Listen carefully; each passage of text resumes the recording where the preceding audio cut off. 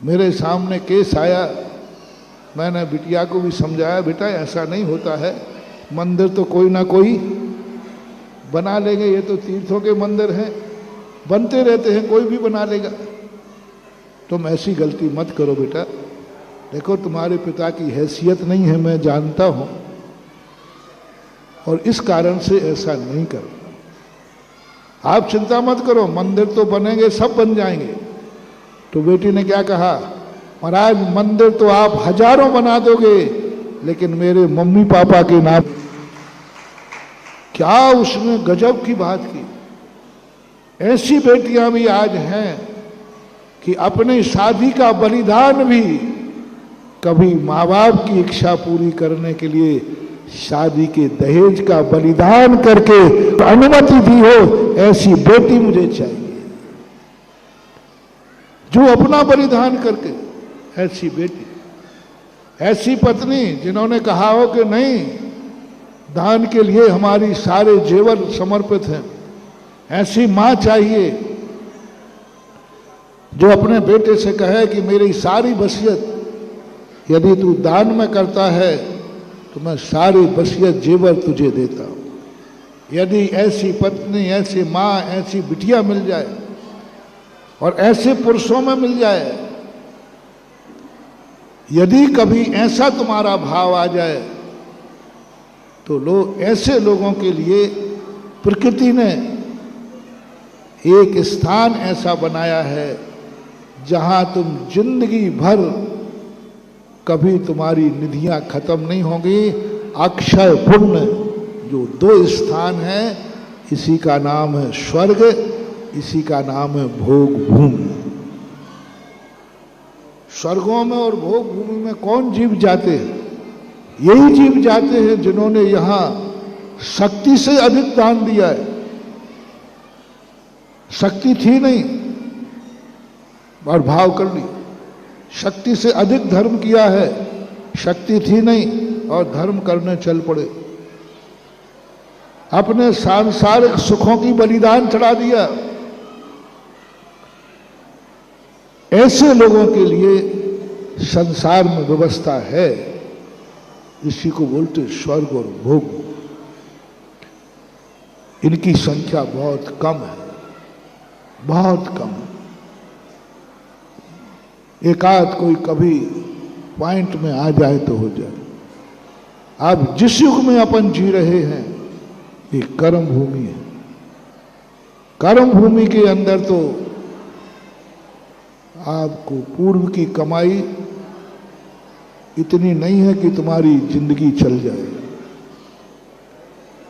कर्म भूमि के जीव को कहा है कितने भी पूर्वजों की वसीयत मिल जाए, यदि वो स्वयं नहीं कमाता है तो कुबेर का खजाना भी खाली करके कंगाल हो जाता है,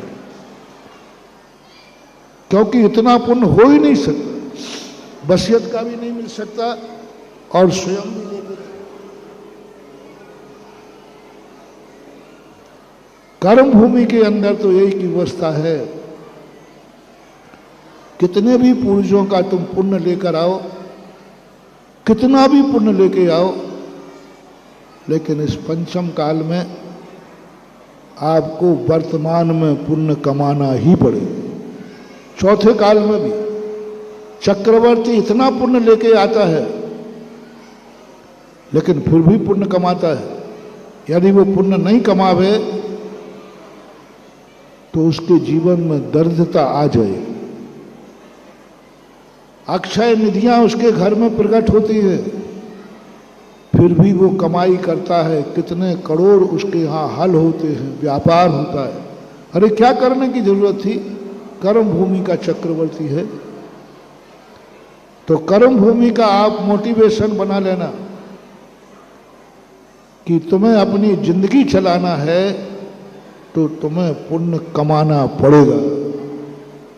बिना वर्तमान के पुण्य कमाए बिना अगले भव की तो छोड़ो, इसी भव की जिंदगी भी अच्छी तरह गुजर जाए ये भी बहुत मुश्किल है। इसी भव, भले आप जैन कुल में जन्म लिया है, भले आप अमीर कुल में जन्मे हैं, भले ही आप बहुत पुण्य लेके आए हैं, लेकिन पुण्य लेके आए हैं, सवाल उसका नहीं है वर्तमान में तुम्हारी पुण्य की कमाई है कि नहीं। वर्तमान में तुम क्या पुण्य कर रहे। हम अतीत में तो बहुत पुण्य लेके आए कि जैन हो, लेकिन वर्तमान का बताओ।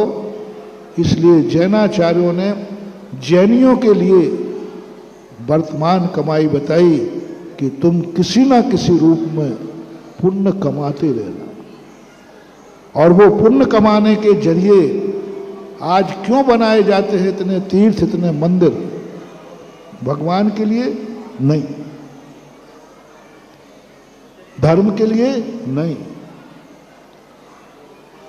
पंचम काल में इतने मंदिर क्यों? भोग भूमि में कोई मंदिर ही नहीं होते, बनाते ही नहीं, उनको जरूरत नहीं। स्वर्गों में अकृत्रिम चैत्यालय होते, कोई चैत्यालय नहीं बनाता, दान ही नहीं देता हुआ। लेकिन पंचम काल में क्यों इतने मंदिर, क्यों इतने? भगवान के लिए नहीं, धर्म के लिए नहीं।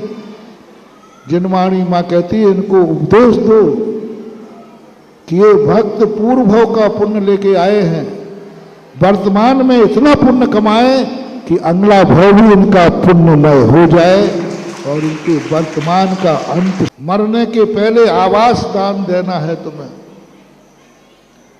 इसलिए नहीं कि आवास की जरूरत है, इसलिए जो आवास दान देगा वो मर करके ऐसे कुल में पैदा होगा जिसके बाप का खुद का मकान हो। जन्म तो लेते, कोई फुटपाथ पे भी जन्म लेते, कोई झोपड़ी में जन्म लेते हैं, कोई किराए के मकान में जन्म लेते हैं, कोई स्वयं के मकान में जन्म लेते हैं, कोई हवेली में जन्म लेते हैं, कोई फ्लैट में जन्म लेते हैं, कोई राजमहल में जन्म लेते हैं। जिस व्यक्ति ने अपनी जिंदगी में किसी को भी आवास नहीं दिया, वे नियम से किसी फुटपाथ की गोदी में जन्मेंगे।